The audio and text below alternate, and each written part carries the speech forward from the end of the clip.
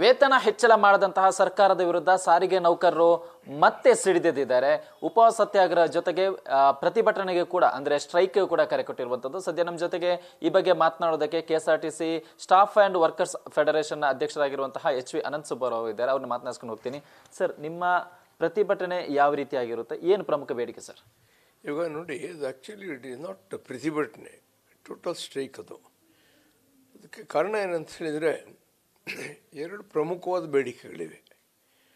ಒಂದು, ಹಿಂದೆ ಸನ್ಮಾನ್ಯ ಬಸವರಾಜ ಬೊಮ್ಮಾಯಿಯವರು ಮುಖ್ಯಮಂತ್ರಿಗಳಾದಾಗ ಡಿಮಾಂಡ್ ಇತ್ತು. ಅವಾಗ ನಮ್ಮ ಕ್ರಸ್ ಮಾತನಾಡಿದರು.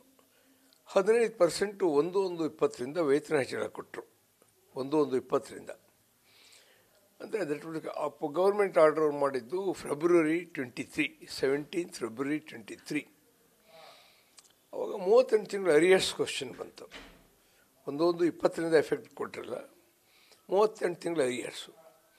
ಅವಾಗ ಏನಾಯಿತು, ಎಲೆಕ್ಷನ್ ನೋಟಿಫಿಕೇಷನ್ ಹತ್ರ ಬರುತ್ತು. ಒಂದೆರಡು ದಿವಸದಲ್ಲಿ ಎಲೆಕ್ಷನ್ ನೋಟಿಫಿಕೇಷನ್ ಬರೋದು. ಸೊ ಡೀಟೇಲಾಗಿ ಅವೆಲ್ಲ ಚರ್ಚೆ ಮಾಡೋಕ್ಕಾಗಲಿಲ್ಲ.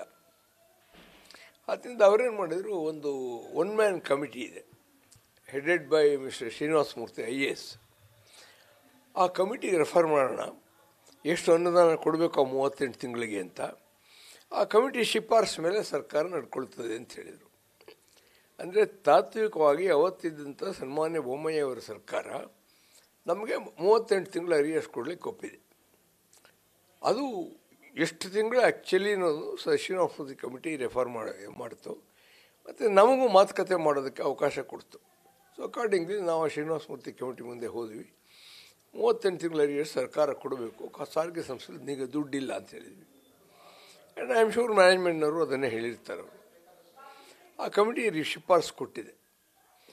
ಅದು ಎಷ್ಟು ಕೊಟ್ಟಿದ್ದಾರೆ ಏನು ನಮಗೆ ಗೊತ್ತಿಲ್ಲ, ನಮಗೂ ಏನೋ ಅವ್ರು ಕಾಪಿ ಎಂಡರ್ಸ್ ಮಾಡಿಲ್ಲ. ಅದರಿಂದ 38 ತಿಂಗಳು ಅರಿಯರ್ಸು ಒಂದೇ ಡಿಮಾಂಡು.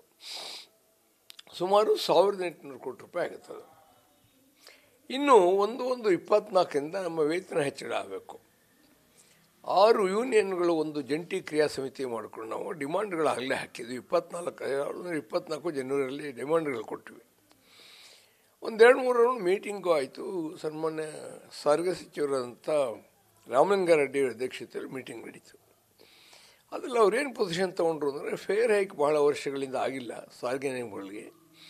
ಆದರೆ ಸರ್ಕಾರ ಫೇರ್ ಹೈಕ್ ಕೇಳ್ತಾ ಇದ್ವಿ, ಪ್ರಯಾಣ ದರ ಹೆಚ್ಚೋದಕ್ಕೆ. ಅದು ಆದ ತಕ್ಷಣ ನಿಮಗೆ ನಾವು ಕೊಡ್ತೀವಿ ಅಂತ ಆಶ್ವಾಸನೆ ಕೊಟ್ಟು ಮಿನಿಟ್ಸ್ ಕೂಡ ಆಗಿದೆ ಮೀಟಿಂಗು. ಸನ್ಮಾನ್ಯ ರಾಮಲಿಂಗಾರೆಡ್ಡಿಯವರ ಸಹಿ ಹಾಕಿದ್ದಾರೆ. 15ನೇ ಏಪ್ರಿಲ್ ಮುಖ್ಯಮಂತ್ರಿಗಳು ನಮ್ಮ ಮೀಟಿಂಗ್ ಕರೆದು, ತ್ರಿಪಕ್ಷೀಯ ಸಭೆ, ಮ್ಯಾನೇಜ್ಮೆಂಟ್ ಇತ್ತು, ನಾವಿದ್ವಿ, ಜಂಟಿ ಕ್ರಿಯಾ ಸಮಿತಿ ಮತ್ತು ಮುಖ್ಯಮಂತ್ರಿಗಳೇ ಅದನ್ನು ಪ್ರಿಸೈಡ್ ಮಾಡಿದರು. ಅದರಲ್ಲಿ ಅವರು ಸ್ಪಷ್ಟವಾಗಿ ಹೇಳಿದರು, ನಮ್ಮ ಡಿಮಾಂಡ್ನೆಲ್ಲ ಕೇಳಿಕೊಂಡು ಸುಮಾರು 1 ಅವರ್ ಆಯಿತು, ಅತಿ ಶೀಘ್ರದಲ್ಲಿ ಮೀಟಿಂಗ್ ಕರಿತೀನಿ, ಅಧಿಕಾರಿಗಳನ್ನ ಕನ್ಸಲ್ಟ್ ಮಾಡಿ ನಂತರ ನಿಮ್ಮನ್ನು ಬೇಡಿಕೆಗಳನ್ನ ಸೆಟ್ಲ್ ಮಾಡ್ತೀನಿ, ಇತ್ಯರ್ಥ ಮಾಡ್ತೀನಿ ಅಂತ ಹೇಳಿದರು. ನಾವು ಒಂದು ಆಶಾಭಾವನೆಯಿಂದ ಹೊರಗಡೆ ಬಂದ್ವಿ. ಬಟ್ 4ನೇ ಜುಲೈ ಮೀಟಿಂಗ್ ಕರೆದುಬಿಟ್ಟು 1.5 ಗಂಟೆ ನಡೆದಿದ್ದು ಮೀಟಿಂಗು. ಅದರಲ್ಲಿ ಯಾವ ಅರಿಯರ್ಸ್ ನಿಮಗೆ ಕೊಡಬೇಕಾದಿಲ್ಲ, 1/1/20ರಿಂದ ಹಿಂದಿನ ಒಪ್ಪಂದ ಜಾರಿ ಅಂತ ಎಲ್ಲೂ ಇಲ್ಲ, ಇದೊಂದು ಅಂಶ ಹೇಳಿದರು. ಇನ್ನು ನೆಕ್ಸ್ಟ್ ಡಿಮಾಂಡ್ ನಿಮಗೇನಿದ್ರು ಕೂಡ 2027ರಿಂದ ನೀವು ಕೇಳ್ಬೋದಷ್ಟೇ, ಅದಕ್ಕೆ ಮುಂಚೆ ನಾವೇನು ಕೊಡಬೇಕಾದಿಲ್ಲ ಅಂದರು. ಅಂದರೆ ಅಲ್ಲಿಗೆ 38 ತಿಂಗಳು ಅರಿಯರ್ಸ್ಗೂ ನಾವು ಹಾಕಿದರು. 1/1/24ರಿಂದ ವೇತನ ಹೆಚ್ಚಳ ಏನು ಒಪ್ಕೊಂಡಿದ್ರು, ಕಮಿಟ್ ಮಾಡ್ಕೊಂಡಿದ್ರು, ಅದಕ್ಕೂ ಕೂಡ ಕೊಡೋ ಹಾಗಿಲ್ಲ ಅಂದರು. ಇದು ಆಮೇಲೆ ಕೊನೆಗೆ ಅವ್ರು ಹೇಳಿದ್ರು, 6 ದಿವಸ ನಿಮ್ಮನ್ನು ಮತ್ತೆ ಕರೀತೀನಿ ಮೀಟಿಂಗ್ ಅಂದರು. 6 ದಿವಸ ಆದರೂ ಕರೀಲಿಲ್ಲ. ಆದ್ದರಿಂದ ನಾವು ಸ್ಟ್ರೈಕ್ ನೋಟಿಸ್ ಕೊಟ್ಟಿದ್ವಿ. ಇನ್ನೂ ಸುಮಾರು ಒಂದು 8-9 ಡಿಮಾಂಡ್ಗಳಿವೆ. ಅದು ಮ್ಯಾನೇಜ್ಮೆಂಟ್ ಲೆವೆಲಲ್ಲಿ ಸೆಟ್ಲ್ ಆಗಬೇಕು. ಇವಾಗ ಎಸ್ಮಾ ಕಾಯ್ದೆ ತಗೊಂಬಂದಿದ್ದಾರೆ. ಅದರ ಪ್ರಕಾರ ನಮ್ಮ ಸ್ಟ್ರೈಕ್ ನಿಷೇಧ ಮಾಡ್ಬೋದು ಅವರು. ಇದು ಸಿದ್ದರಾಮಯ್ಯನವ್ರಿಗೆ ನಾನು ಹೇಳೋದಿಷ್ಟೇ, ನೋಡಿ, ನಾವು ಕಸುಬುದಾರರು, ನೀವು ಕಸುಬುದಾರರು. ಈ ಸ್ಟ್ರೈಕಿಗೆ ನಾವು ಮಾಡ್ತೀವಿ ಅಂದರೆ ನೀವು ಎಸ್ಮಾ ಏನೂ ಮಾಡೋಕ್ಕಾಗಲ್ಲ. 1,15,000 ಜನ ಕೆಲಸಕ್ಕೆ ಬರದೇ ಇದ್ದರೆ 23,000 ಬಸ್ಗಳು ಡಿಪೋಗಳಲ್ಲೇ ಉಳಿತವೆ. ನಮ್ಮ ಜೈಲಿಗೆ ಹಾಕ್ಬಿಟ್ಟು ನೀವು ಬಸ್ ನಡೆಸೋಕ್ಕಾಗತ್ತಾ? ಇದು ಈ ಚಾಲೆಂಜ್ ಮಾಡೋಕ್ಕೆ ಹೋಗಬೇಡಿ. ನಿಜ, ಸರ್ಕಾರ ನಿಮ್ಗೆ ಅಧಿಕಾರ ಇದೆ, ತಂದಿದ್ದೀರ ಕಾನೂನನ್ನ, ಅದು ಕಳ್ಳರು ಕಾಕರ ಮೇಲೆ ಉಪಯೋಗಿಸ್ಕೊಳ್ಳಿ. ನಾವು ನಿಮ್ಮ ಶಕ್ತಿ ಯೋಜನೆಯನ್ನು ಜಾರಿಗೆ ತಂದ್ವಿ. 14,000 ಜನ ವರ್ಕರ್ಸ್ ಕಡಿಮೆ ಇದ್ವಿ, 3,000 ಗಾಡಿಗಳು ವೆಹಿಕಲ್ಸ್ ಕಡಿಮೆ ಇತ್ತು. ಆದರೂ ಪ್ರಥಮವಾದ ನಿಮ್ಮ ಗ್ಯಾರಂಟಿಯಾಗಿ ನಾವು ಶಕ್ತಿ ಯೋಜನೆ ಜಾರಿ ತಂದೀವಿ. ರಾಷ್ಟ್ರದ ಮಟ್ಟದಲ್ಲಿ ಅಂತಾರಾಷ್ಟ್ರೀಯ ಮಟ್ಟದಲ್ಲಿ ಹಲವಾರು ಅವಾರ್ಡ್ಗಳು ನಮ್ಗೆ ಬಂದಿದೆ ಸಾರಿಗೆ ನಿಗಮಗಳಿಗೆ. ಅದನ್ನು ನಡೆಸ್ತಿರುವಂಥ ಜನ ನಾವು ಬೆವರು ಸುರಿಸ್ತಾ ಇದ್ದೀವಿ, ರಕ್ತ ಬಸ್ತಿದ್ದೀವಿ. ಆದರೆ ನಮಗೆ ಯಸ್ಮಾತೊಂದು ಹೆದರ್ಸೋಕ್ಕೆ ಆಗೋದಿಲ್ಲ.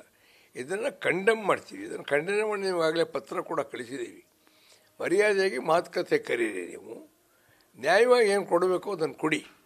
ಈ ಅಸ್ತ್ರಗಳೆಲ್ಲ ಇಟ್ಕೊಂಡು ನಮ್ಮನ್ನು ಹೆದರೋಕ್ಕಾಗಲ್ಲ. ಯಾರು ಎಸ್ಮಾ ಉಪಯೋಗಿಸ್ತಾರೋ ಅವ್ರು ವಸ್ಮ ಆಗ್ತಾರೆ ಅಂತ ನಾವು ಹಲವಾರು ಸಲ ಹೇಳಿದ್ದೀವಿ. ಈಗಲೂ ಕೂಡ ಅದನ್ನು ಪುನಃ ಉಚ್ಚಾರ ಮಾಡಲಿಕ್ಕೆ ಹೇಳಿ ಇಷ್ಟಪಡ್ತೀವಿ. ಅದರಿಂದ ಈ ಒಂದು ಮುಷ್ಕರದಲ್ಲಿ 4 ಸಾರಿಗೆ ನಿಗಮದ ಎಷ್ಟು ಜನರು ಭಾಗಿಯಾಗ್ತಾರೆ?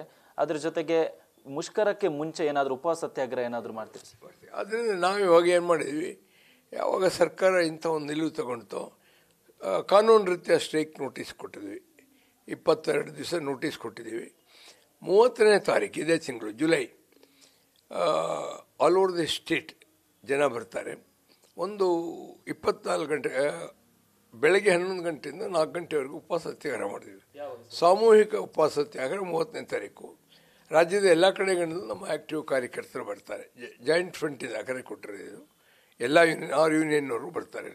ಇದು ಒಂದು ಸರ್ಕಾರ ಕೊನೆ ಎಚ್ಚರಿಕೆ.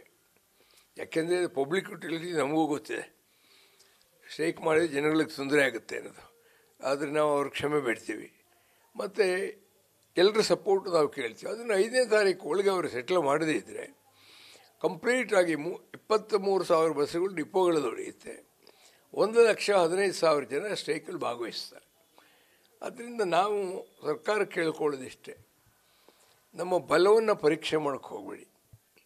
ಬಸ್ ನಡೆಸಿ ನಿಮ್ಗೆ ಒಳ್ಳೆಯ ಹೆಸರು ತಂದುಕೊಟ್ಟಿದ್ದೀವಿ, ನಮ್ಮ ಶಕ್ತಿಯನ್ನು ನಾವು ತೋರಿಸಿದ್ದೀವಿ. ಆ ಶಕ್ತಿಯನ್ನು ಸ್ಟ್ರೈಕ್ ಮಾಡೋದಕ್ಕೆ ಬಿಡಬೇಡಿ. ಯಾಕೆಂದರೆ ಹಲವಾರು ಸರಿ ಹಿಂದೆ ಸಿದ್ದರಾಮಯ್ಯನವರೇ ಮುಖ್ಯಮಂತ್ರಿ ಆದರೆ 3 ದಿವಸ ಸ್ಟ್ರೈಕ್ ಆಗಿದೆ, ಕಂಪ್ಲೀಟ್ ಸ್ಟ್ರೈಕ್ ಆಗಿದೆ.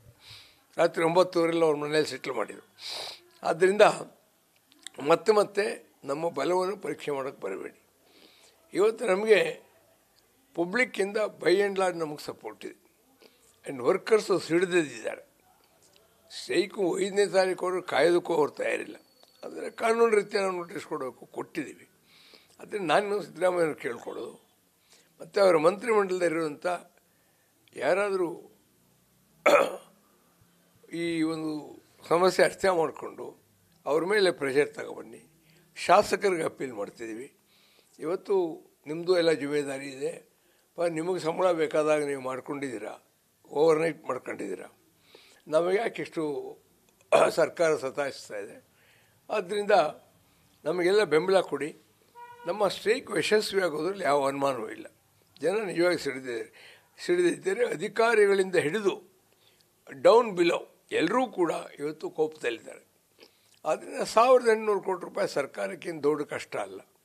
ಇನ್ನು 24ರಿಂದ ಏನು ಕೊಡಬೇಕು, ಅದಕ್ಕೆ ಸರ್ಕಾರದಿಂದ ಏನು ದುಡ್ಡು ಕೊಡಬೇಕಾದಿಲ್ಲ. ನೀವು 15% ಇದು ಹೆಚ್ಚಿಗೆ ಕೊಟ್ಟಿದ್ದೀರಾ, ಏನು ಫೇರ್ ಹೈಕು. ಆ್ಯಂಡ್ ಸಾಕಷ್ಟು ದುಡ್ಡು ಬರ್ತಿದೆ. BMTC ಬಿಟ್ಟು ಬೇರೆ ಎಲ್ಲ ಕಾರ್ಪೊರೇಷನ್ಗೆ ದುಡ್ಡು ಬರ್ತಾಯಿದೆ.